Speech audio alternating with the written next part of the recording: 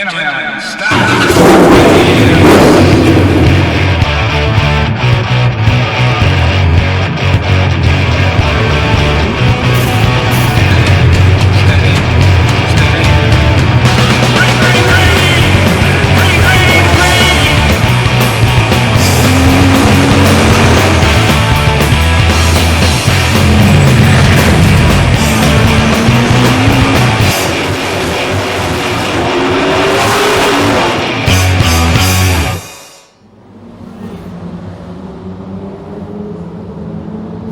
Well, you're not mistaken. That really is a Mark II Escort built to rally specifications by our race director here at the European Late Model Series. That's Roland van der Meers.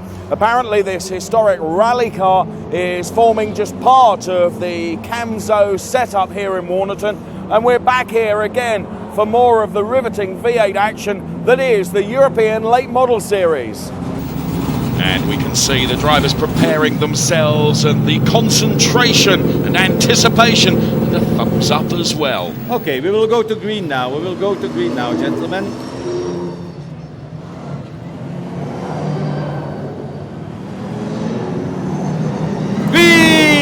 Green. So the hallowed voice then of our race director Roland van der Meers gives us the green, and we are away and racing. He won here at the Warnerton Speedway. Our starter waves the green flag. Erstwhile competitor at one point as well he was, but now he keeps to the flags. As we take a look at the front of the grid, there we see 39 Paul Bowman. Alongside Paul Bowman then is car number 98 driven by Tony Hurdle, who of course has already taken a win here at the Warnerton Speedway in that XSCSA car. So Eric Schmidt it is in the all-red number 5 car. The superstar that we talked to earlier in the programme, but right at the front there we can see it's 39, it's 98 alongside. They are battling alongside. We've got the back marking number 3 car, which they will try and get past in any moment now. In fact, Tony Hurdle, it appears, has got the edge. And he has got the outside line, and around car number 3 he goes. So Tony Hurdle it is that's leading the way, as Christoph van der Kerkhoff waves them through from his start marshal's post and indeed uses his fingers to indicate what positions those drivers are in. Back to us.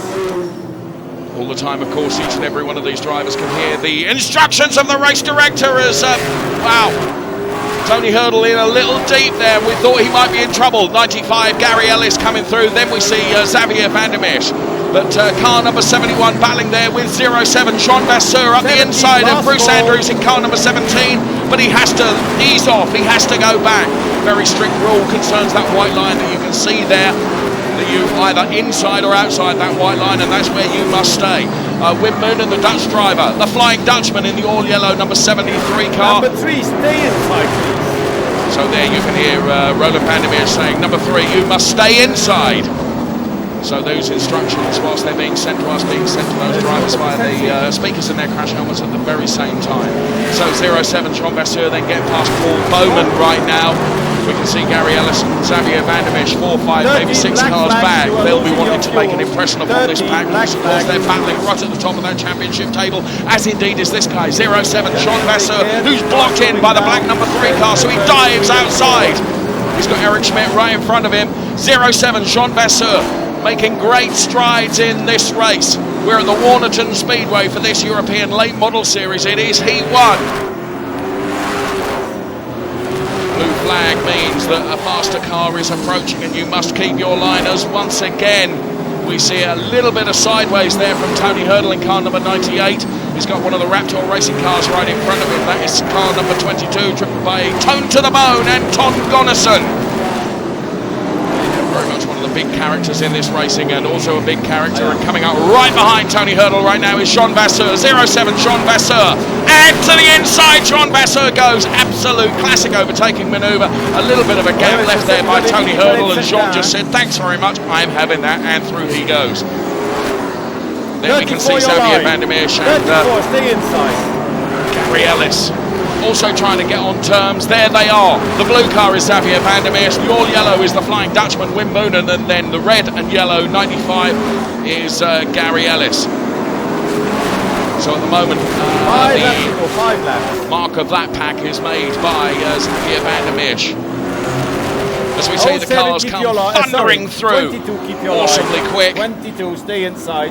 So blue flag once again. Yellow, Just, yellow, 5 laps to yellow, go. turn four. And Tony Turn Hurdle four, goes turn round. four. His car looked Keep very your loose position, earlier on in the gentlemen. race, and just 98 one start at the loose back too of the much as Tony goes around. He'll now be sent to the back of the 22, grid. slow down. Slow Yellow flag is down. waved. 07 outside. And we can hear Roland van der Meers telling us exactly where the cars are going to be Let's pass regridded. the other cars. Let's And pass here the we other have it cars. then. Number 3, let's pass the other cars. So we're going to be led away by Anton Gonnessen.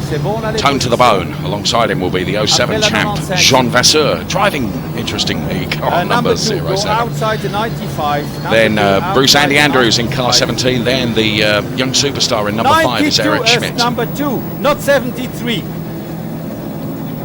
So some confusion over the numbers from race control then, and how the drivers are reacting to Roland's instructions. Can sometimes get just a little bit cross. So once he's happy with the grid, We are ready to go. We are ready to go to green. so big championship battle then exists between Jean Vasseur, who's right at the front of the pack, also between Xavier van der Meers and Gary Ellis as well. So can Ellis get on terms with Jean Vasseur? He's 1, 2, 3, 4, 5, 6 cars back. Is it going to be a big ask? Green! With the almost last lap shootout, just a few laps remain in this race as Christoph van der Kerkhoff waves the green flag. It is the battle right at the front between Tone to the Bone from Raptor Racing and Ton Gonnessen. Alongside him is the 07 champ, 07 Jean Vasseur. Xavier van der Meers has made a fantastic restart and he's up to 4th place right now. Andy Andrews is in 5th. Number 22. And Vincent Lehog in 6th place. But here, right at the front, side by side, they are nothing between them. It's Tone to the Bone in the all-black Raptor Racing machine and Jean Vasseur trying desperately hard to get past him. The white line rule exists and Vasseur is through in 07, or is he? As Gonnessen fights back. It really is a frantic fight to the finish for these European late model racers, but it looks like Vasseur has got the measure of Anton Number Gonnessen. 5, last goal. Stay inside the white Car line. 07 Xavier van der Meers now, he's having a go as well. He wants that podium place, he could get a 3rd here. Gary Ellis is boxed in, he's going nowhere. He's going to be stuck with Number 5th or 4, 6th there's no place. room. You have to pass So the checkered outside flags and are going to not be inside. waved to full effect now for 07 Jean Vasseur, who crosses the line. Tone to the Bone is 2nd, Xavier van der Meers in 3rd place. What an exciting race. So the official results then, and Jean Vasseur it is that takes the win. Anton Gonnessen 2nd place, Xavier van der Meers 3rd, Eric Schmidt, good show from him in 4th place, with Kurt Dujard in 5th. Well, perhaps now we can see why the guy was 2007 champion, 07 Jean Vasseur. I think that's possibly the best I've seen you race in that heat. How was it for you driving it? I did everything I could to be in front, with the hard as I can. Well, we've just had Heat 1 here at the Warnerton Speedway.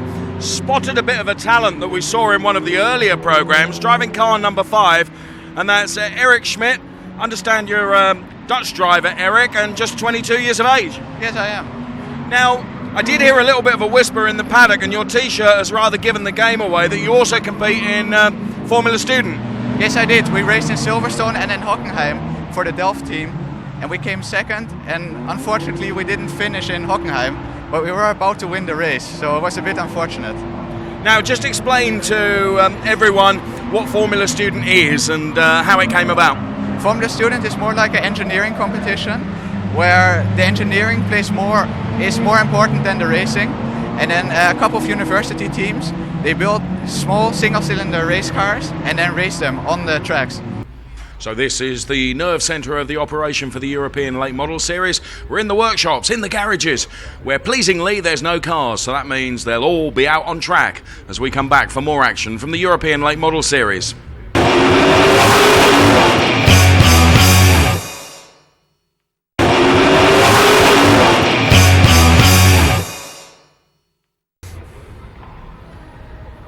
We're at the Warnerton Speedway for the European Late Model Series, as always promoted by the Cummins Automotor Speedway organisation, and the head of that organisation, an erstwhile racing driver with some success to boot, is Roland van der Meers, who for some reason is not content with being the race director that rules with a rod of iron, but you've acquired a rather gorgeous Mark II Escort rally car. Please explain. I go back to my roots. I started in '74 rallying with a Porsche at that moment, and I stopped in '80 for doing short oval racing. And strangely, I was no more interested in rally. Never went.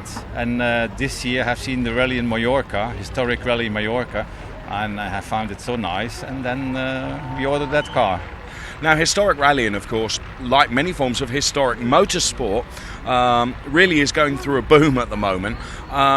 Was it the attraction, the fact that it was a rear-wheel drive car and, you know, it's an Escort, and those cars are still so evocative of the great days of rallying? Yeah, absolutely that, and it's I didn't want to buy a Porsche because it was more expensive, and I raced Porsches before, so I think the Escort, especially a BDG, a 2 liters, must be the top car, and we bought it especially for renting, and maybe we'll do a race as well next week in the Tour of Flanders. Okay, so that's going to be its first competitive showdown then? Yeah, but I didn't race at least rallying no more since 29 years, so will be difficult. But we will see. Well, looking slightly less immaculate is the Tony Hurdle car after a year of battles on track, but these ex-Ascar cars have been really supremely developed, and they're now almost on a par with the original Canto V8s. Of course, the Ascars running fuel injection, they're heavier. They've also got a 4-speed gearbox, unlike the former Camso cars, which just have a 2-speed box. And let's see how those boxes go then, as we go green once again with Roland van der Meers giving us the all clear for racing for Heat 2 to commence. And how frustrating must it be for Mr. Starter to be up there waving the flags rather than out there racing, as we see a fantastic move from Bert van Zor in car number 71, the blue, light blue machine. There's Paul Bowman in car number 39, then we see Eric Schmidt, but out in the distance in the lead, Tony Hurdle then, off the front of the grid, he has gone straight into the lead. Then we see the baying pack back there. Paul Bowman, car number 39. Eric Schmidt then in car number 5. Then driving car number 4 is Glenn Burtonshaw, the former legend racer, who's having his first taste of European late model action in the all-white number 4 car. Kelvin Hassel in the black machine with the orange roof. The roof denotes absolutely nothing except his preference for that colour on his roof. No grades in this, of course. 39, so Paul Bowman in car number 39 is right at the front, and so too leading the race is Tony Hurdle. So we see the rest of the cars coming through. Kelvin Hassel there, and alongside Kelvin Hassel is car number 22, Anton Gonnerson, who showed well in Heat 1, and Gary Ellis there looked like he outbraked himself and very nearly careered into the back of Xavier van der Meers. But Gary's huge experience. Gary, an English driver, hails from Sudbury in Suffolk, but spends much of his life here in Belgium now because he helps run the Roots V8 racing school as well. There's Glenn Burtonshaw in the all-white number 4 car. And there we see him coming through. Glenn has taken to this like the proverbial duck to water. From those little pocket rocket legends to these hugely powerful V8 cars that are the European late models. And he's loving every lap out there. And there he is driving one of the Roots V8 racing school cars, and it's that very racing school that Eric Schmidt got involved with and impressed so much that he's out here racing now in the all-red number 5 car. So here once again we see the battle with Toe to the Bone from Raptor Racing, Anton Gonnerson in car number 22, under pressure from Gary Ellis, also Heat 1 winner Jean Vasseur in the mix as well. But there is Paul Bowman going through. There's Glenn Burtonshaw. The blue flag is held ready to poise and be placed out to warn drivers of just how important it is for them to hold their line and let the quicker guys come through. So 95 Gary Ellis then, very much a demon with these cars, knows the track inside out, and has incredible engineering skill as well, which does help him as a driver. but he's being hounded now by 5 Jean laps to go Vasseur. when you come, gentlemen, when you come the next time. So there we can see the hand signals being given out there by our race starter to indicate what positions each driver are in.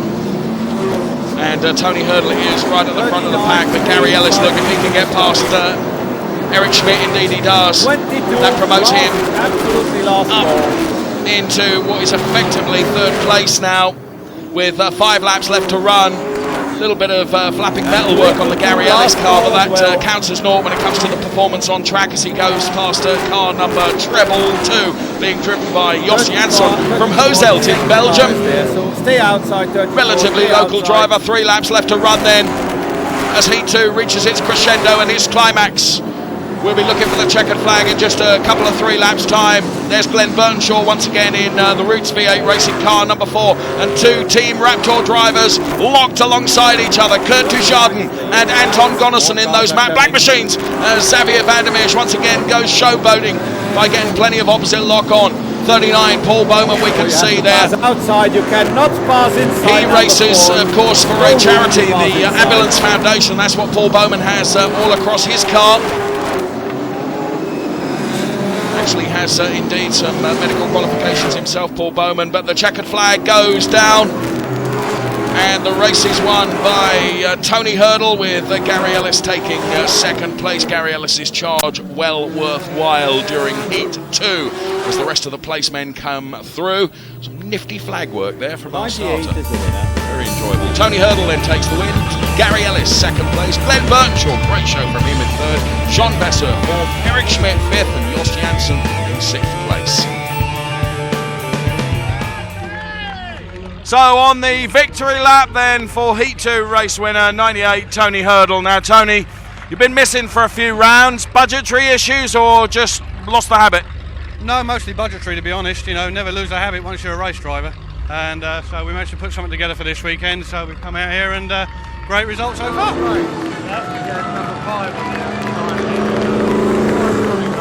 In the sunshine here at Warnerton Speedway for the European Late Model Series, and one of the features of the series, and thoroughly interesting it's been as well, is a whole raft of new drivers that have been out to sample the awesome V8 power, and one of those is Glenn Burtonshaw. Now Glenn, you've raced in the States in those little Pocket Rocket Legend cars, which, right, if my memory serves me, that's about 1250cc? 1250, well, your 1200 or 1250cc sealed engines. Yeah, but of course they're like go-kart weight. They're just viciously fast and explosive power. They're like they're little 5/8 scale American hot rods, really, aren't they? And powered by that, fantastic fun. As you say, motorbike engine.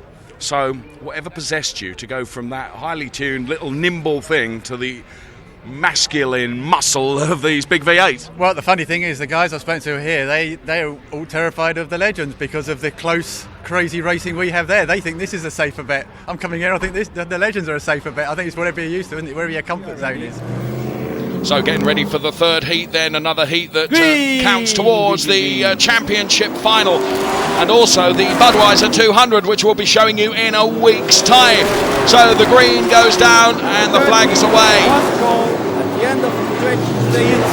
So first place then, it is Glenn Burtonshaw in car number 4, being hounded by Bertrand Zor in car number 71. Now the big players in the championship, those big players being Jean Vasseur and Gary Ellis. They've had a couple of reasonable heats with Jean taking the win and Gary doing okay. The one that's dropping back a bit is Xavier Vandermeersch. He needs to have a good third heat, so we'll keep our eyes on him.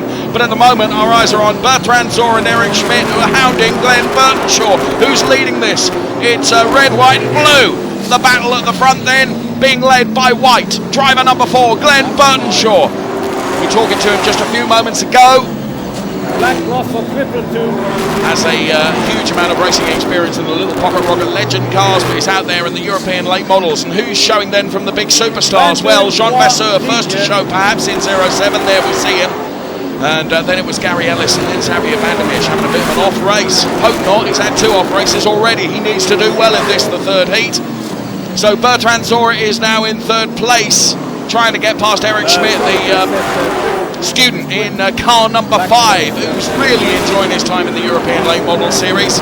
Now the all-yellow car of Wim Moonen. Wim is on a charge, the Flying Dutchman in the all-yellow car 73, the lightning rod champion. We can see him there in car 73 is Kelvin Hassel. Yellow. Daniel Boyes Number come 3, together. You start for the rest of the day at the back of the field. You have to stay inside. You cannot change your line. Well, there we are. Daniel Boyes being told in full effect, you're going to be at the back of the grid for the rest of the day, chap. Roland van der Meers takes no prisoners, as we see here exactly what happened. Kelvin Hassel and Daniel Boyes there, quite coming together. So bad news for Dan Boyes driving the number 3 car then. Little bit of a skirmish with Kelvin Hassel. Sees a bit of panel damage to the offside of that car.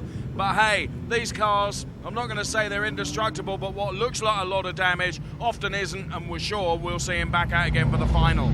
Green! Thank you, Roland. Once again, we go green, and Glenn Burnshaw it is that leads the cars away in car number 4 alongside him, Eric Schmidt. And look at this, the Flying Dutchman on a real charge in car 73 is in 4th place already. Eric Schmidt on the outside of Glenn Burnshaw in number 4. Bertrand Zor in the blue and red car number 71 in there as well. He's currently 3rd, and Jean Vasseur making good progress. Battle going on for 7th and 8th place between Gary Ellis and Xavier Vandermeer. Xavier needs to do well in this heat, but at the moment, Eric Schmidt looks the more likely candidate of the 2 right at the front, although he goes very, very wide. Yellow. Bertrand Zor, and I was about to say, Bertrand Bertrand has really shown some speed this year, and he turns it around. It's commentator's curse once again, isn't it? So we re-grid and get the cars ready to go again. And Glenn Burnshaw has to do it all over again under pressure from the Flying Dutchman in the all-yellow car 73, Wim Moonen from Rosmalen in Holland. So Glenn Burnshaw it is, and Eric Schmidt right alongside him.